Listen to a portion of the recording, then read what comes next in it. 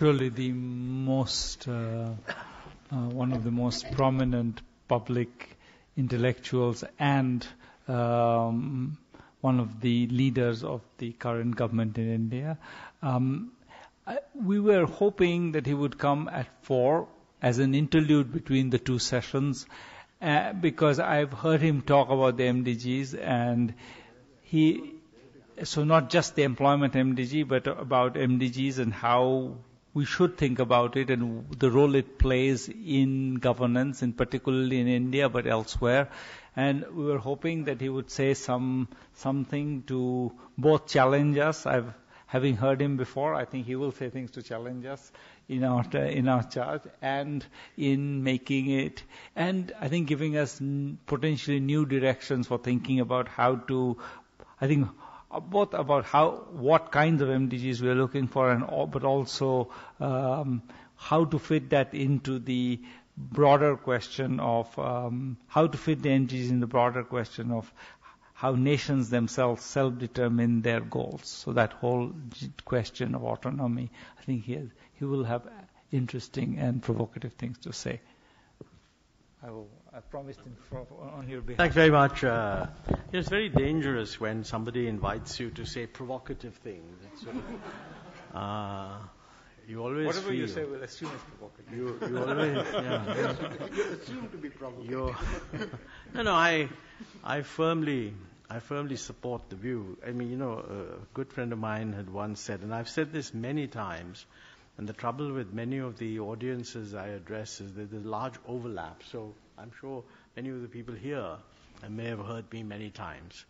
And the statement is that the only interesting statements are the ones about which reasonable people can disagree.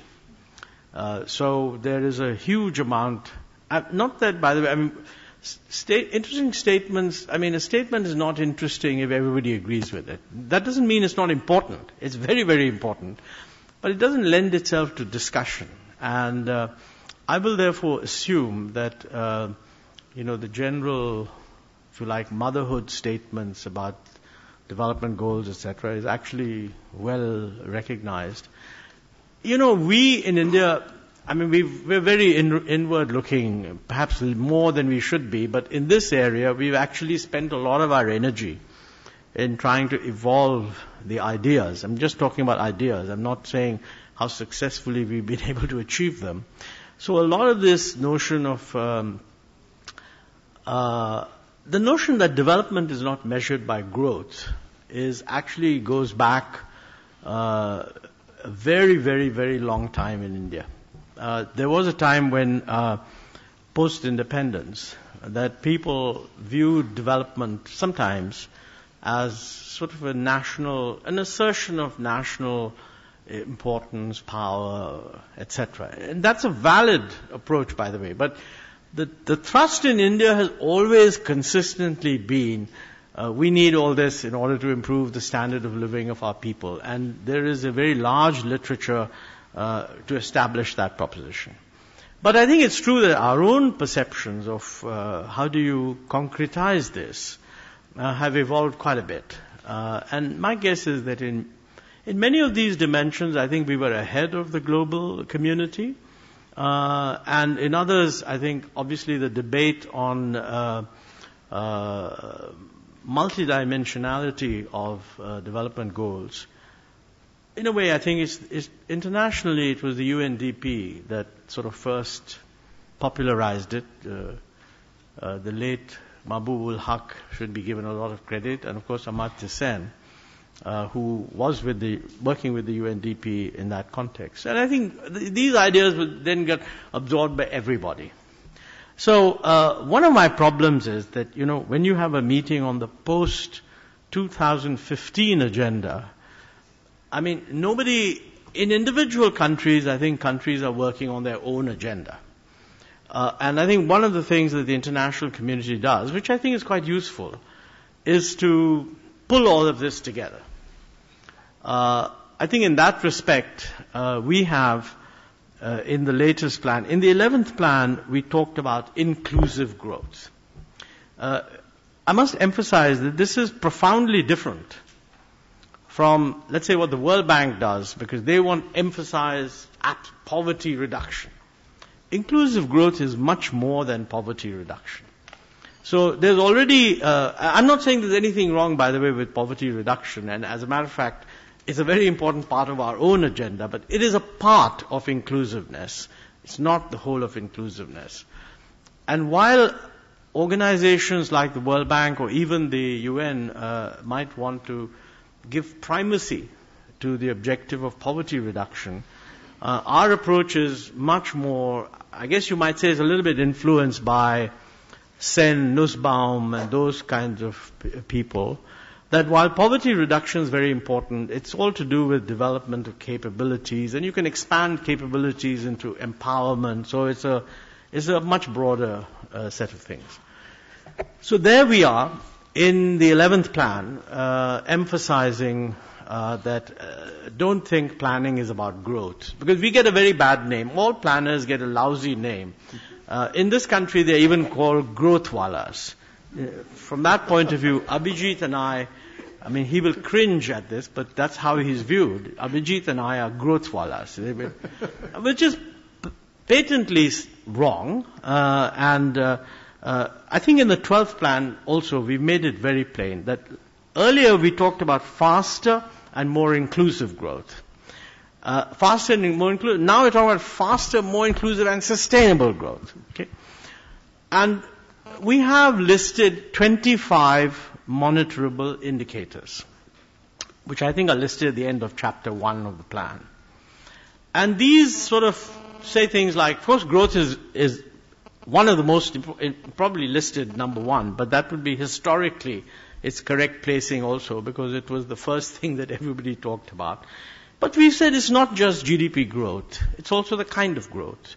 So we've listed agriculture. I mean, you can have 8% GDP growth and 1% agricultural growth, or you can have 8% GDP growth and 4%. So we've said 4% agricultural growth. We've also talked about manufacturing, because some people thought in this country some years ago that, well, you can get all this growth by being a services superpower, whatever it is, BPOs, this, that. And good, I mean, that's all excellent, but that's not our view. Our view is manufacturing has to get to 10%, because that's where employment is going to come from, and so on. And then employment is a goal of some sort, and then there's a whole lot of other things. I would say broadly, there are what you would call education and health related. And several others, and I won't go into some which are purely environmental related. 25 monitorable indicators. What does this mean? Well, I don't think there are 25 Millennium Development Goals, but I would urge the UN, if it is willing to, so to speak, get onto the bandwagon, to have 25 indicators for every country. And the basis of our indicators is known. I'm a little concerned that if somebody else says, no, but there are 4 other indicators, we're not going to revise the 12th plan to put on board some new indicators. So this is something that in the global discussion should be kept in mind, that there's a role of pulling together, and then there's a role of a Procrustean bed of putting everybody on the same metric. My feeling is that the 25 indicators we have are really pretty good. They don't actually involve political indicators. That's an interesting dimension, which in our country, of course, we would be very happy to. Nobody will give us credit for it. I mean, for us to say that we are a participative democracy, everybody says, well, what are you adding? That's been there for some time. But to my mind, a lot of what we say about implementation has to do with participation also, but we're not including it because we're taking it for granted. I have no idea what the global approach to these things is, and it's up to other countries to do what they like. Now the issue arises, in what dimensions are these goals country-specific? No, clearly they are, in the sense that, everybody is in favor of reducing poverty. But then, in the Indian context, we are often told, well, you may be reducing poverty, but it's not being reduced as fast amongst, let us say, scheduled castes and scheduled tribes and minorities as the rest of the population. And that becomes a legitimate issue to focus on. One is not necessarily sure exactly how you would achieve that end result. And obviously that end result will typically be achieved by operating on many different dimensions. But the idea that you should judge progress by whether that is happening is, to my mind, quite a valid one. You have a similar issue, for example, in India of regional variation. You can have 8% growth in which half the states are growing at 16% and the other half at 0. This would not be acceptable. So what we've got is a very clear sense that, we want regional convergence in growth rates to take place. And incidentally, the debate on this matter is actually quite rich in India, in the sense that the poorest states say, who says convergence in growth is enough? We want convergence in per capita incomes. So if convergence is going to take place in per capita income, our growth must be twice as fast as the growth rate of the rich. This is absolutely true. But doesn't mean that as a consequence, therefore, large amounts of resources have to be provided from one part of the country to another. So the issue is, how do you bring about that convergence, not just in growth, which actually has happened, but over a longer run, even in per capita income. I think there are dimensions of clearly inequality is important. Those who focus excessively on poverty actually ignore that. And I've said on many occasions, several years ago in a meeting in the World Bank itself, that no political person, no political leadership can say that our only concern is to reduce poverty. Because you can reduce poverty and have a huge increase in inequality in the process. So really to create social capital, I think what you need actually is a system that is perceived to be just. All this numerical business of this number, that number, these numbers are thrown out because people feel that if a system doesn't respond or doesn't measure up to expectations in a particular dimension, which can only be proved by showing a number, then somehow that system is not just. And my guess would be that, I don't think anyone seriously expects perfect equality. Many people don't quite accept the fact that when you're transiting from a stagnant situation to a high growth situation, it may be very difficult to ensure that inequality does not increase, especially if inequality was low to begin with. Okay? It's not widely accepted, but it's a very important point. Secondly, to make the transition, it may well be the case that you go through a period when inequality increases and then the others begin to catch up.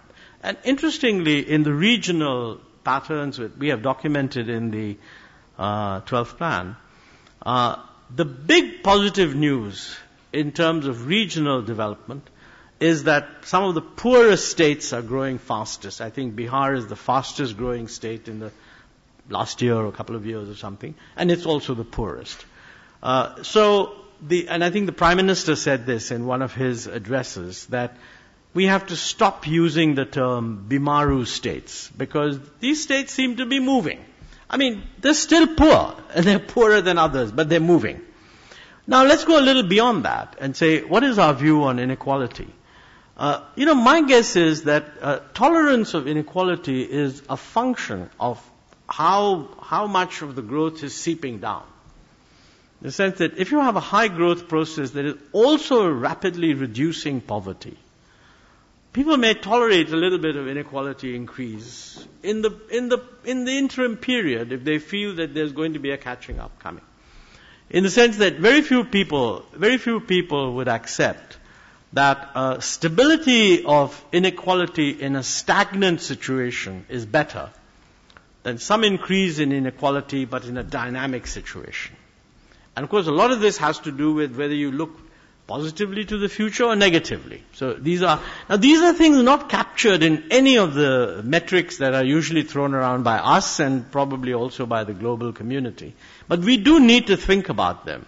For example, What about, well, let me take one, and that is where the society is fragmented. I mean, in our case, that fragmentation used to be scheduled caste, scheduled tribe, but it's become scheduled caste, scheduled tribe, OBC, minorities.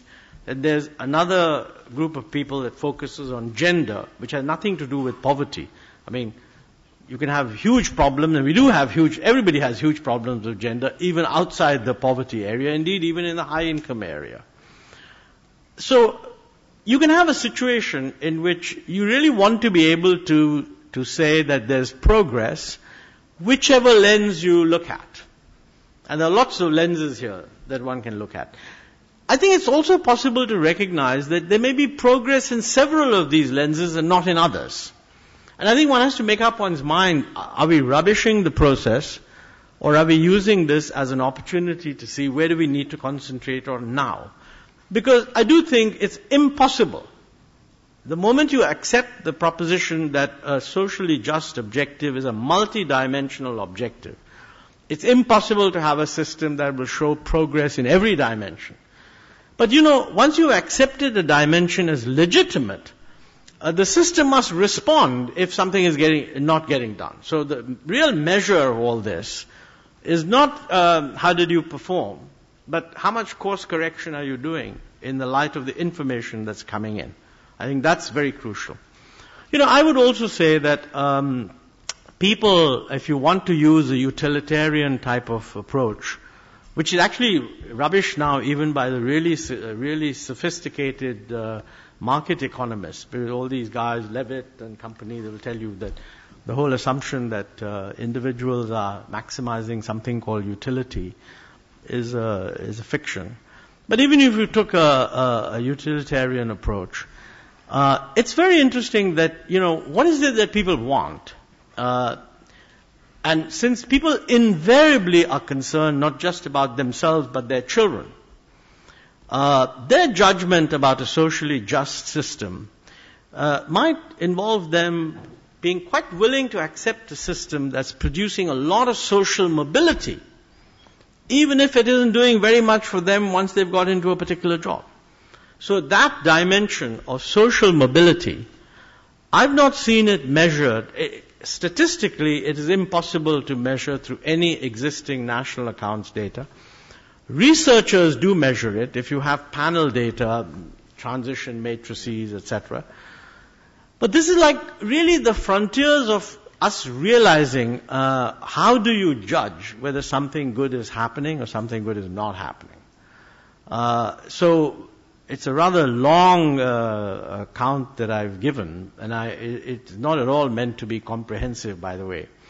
But the main point I wanted to make was that in our thinking, and I'm not speaking for other countries because I don't know enough about what's happening elsewhere, in our thinking, efforts to measure development are definitely multidimensional. And to that extent, the use of the term the plural in Millennium Development Goals sort of implies that.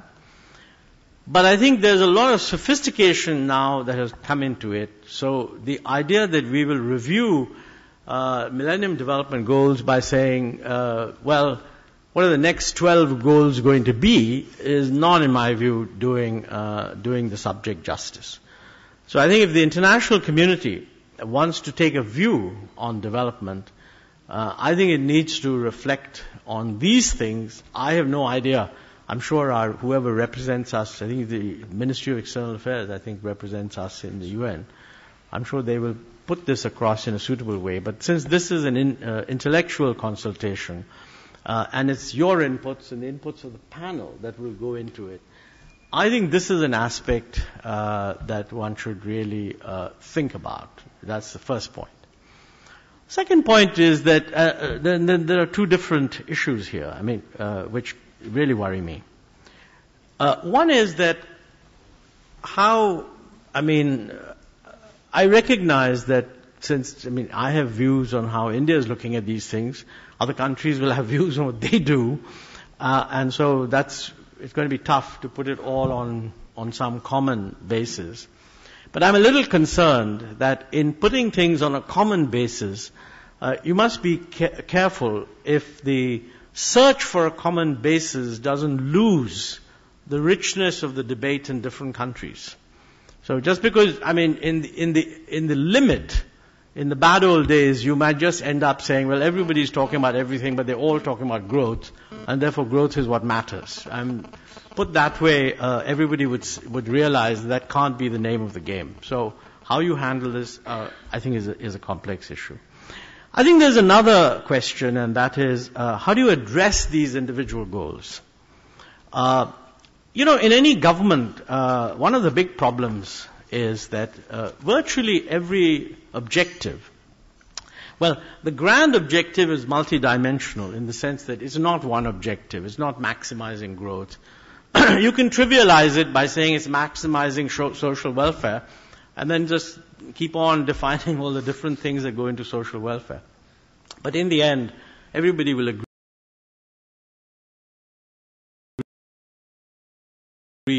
on some indicators. What is not very clear is what's the most effective way of impacting those indicators?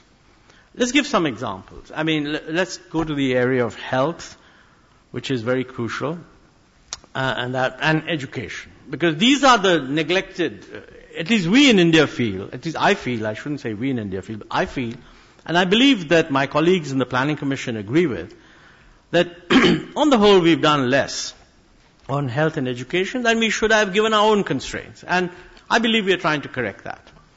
Now, when we talk about health, you have infant mortality rates, you have maternal mortality rates, you name it, a whole lot of things. How do you tackle any one of them?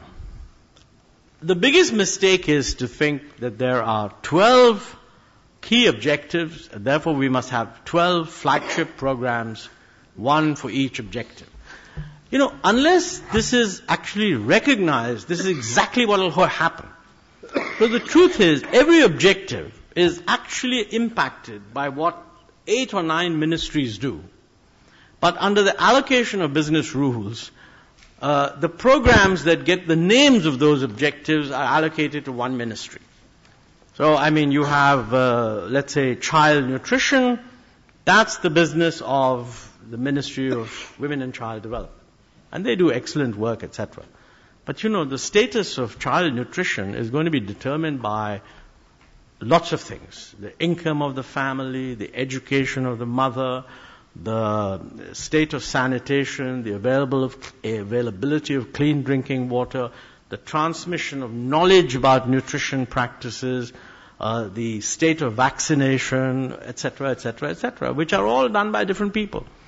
So I think one of the really difficult things is that since resources are constrained, it is never very clear how you would deploy limited resources to achieve an optimal result in terms of end results. And since I have the guru of evaluation here, Abhijit Banerjee, I will also want to point out that this is a problem with what we do. He can correct us if he wishes, but I want to know if others do it better. And that is that, whenever you evaluate something, it's always assumed that this program is going to impact this thing. And then you set up a whole lot of tests to determine whether that thing which they're supposed to impact did well or didn't do well in control groups and this, that, and the other. But I'm not aware of any evaluation that has said that the objective we want to achieve is going to be impacted by 5 different things.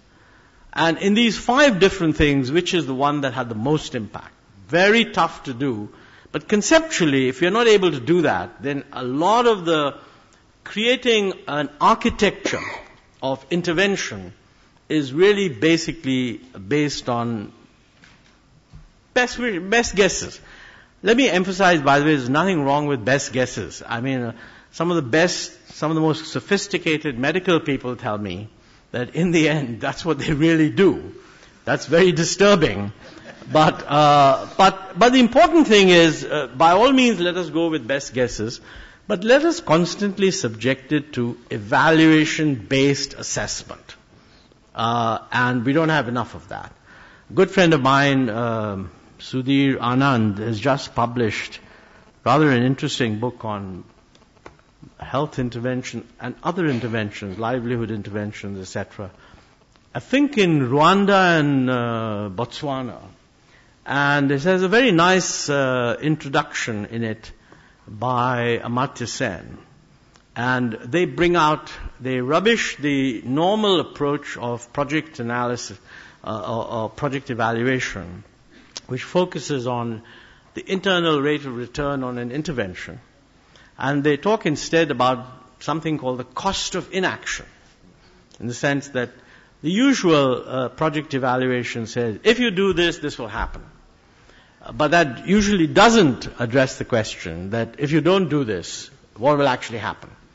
Of course, that's actually quite difficult because it's never the case that if you don't do this, you do nothing else. So what I mean is if I don't have a particular program, but I put it all in health, then the net effect needs to be evaluated. And if I don't do this but put it all in education, then the net effect of that has to be evaluated and so on. So actually, it is not easy to know what is the cost of inaction unless for each case you are evaluating that if you didn't put your money here, what would you do with it? Now if you build yourself a nice flyover in the capital, that's one set of situation. But if you just put it in one of the other instruments that conceivably is having an impact on the same end result, you may get a different result. So what I feel is that when the international panel looks at Millennium Development Indicators, I think it should come clean on the fact that when an indicator is important, it really doesn't tell us what you should do to impact that. And I believe that the MDG, my criticism of the Millennium Development Goal debate is that there is not enough self-criticism and self-declaration of ignorance. I'm not using the word, everything I'm saying, by the way, is based on my assessment of us. So if you think there's anything in it that's rude, I'm being rude about us, not about other countries. But if I feel that way, I think what I'm expecting the panel to do is to pose that in a context where the thing would be focused on internationally. Last point, and I have to apologize, maybe Abhijit is staying, so he can answer all the questions. I have to go. The last point which I want to mention here is that, from the international community's point of view, what is the purpose of focusing on Millennium Development Goals? One purpose, which I think is quite legitimate, is to simply document progress in areas of agreed importance. I think that is important, and that's a good thing, providing you can determine there's a sufficient agreement everywhere. The second very important thing, and that's much more complex, is if it can tell us where there isn't progress, is it because we didn't put enough money into the areas, or did we simply do the wrong thing? That's an issue that every country would like to know.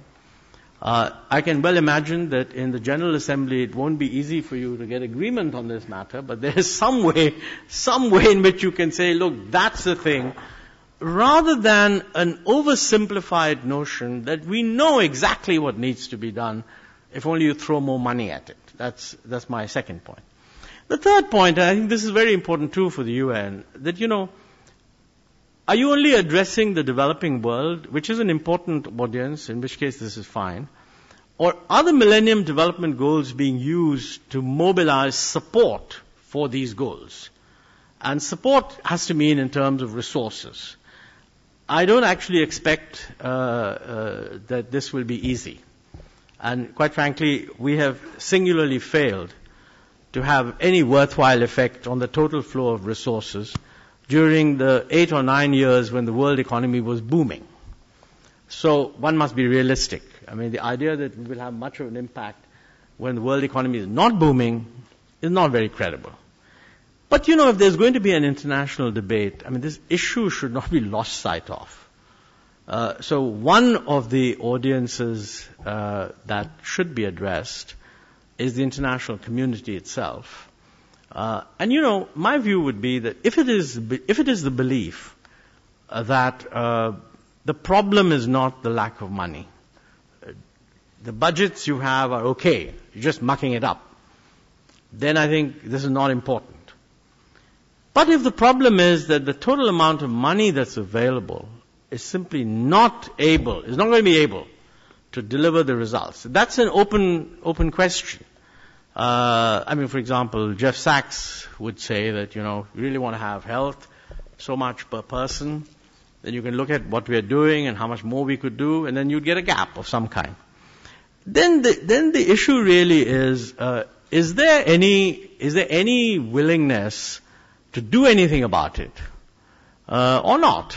And personally, I don't think there is. And I'm quite prepared to have an outcome where we have to handle this now in the best way we can. But I think the international community owes it to the rest of the world that if it's not going to do anything about it, then it should simply say it's documenting whatever's happening. And it doesn't really have very many policy recommendations to make. Otherwise, the implication always is that whatever's not happening is a failure on the part of the developing world. Internally, I have said quite clearly that we ought to be doing more even with our own resources, and we will actually do it, but it's going to take us some time. That's reality. And there's enough pressure being generated on that front. The question is, what is the parallel step that the global community wants to take on this subject? Now, with those words, thank you for inviting me. I haven't the remotest idea whether you've been provoked, but I'll check with Abhijit whether you have been or not. Okay? Thanks. Thank you very much. I have to go. Thank you. You hang around there. I have to go to the cabinet just considering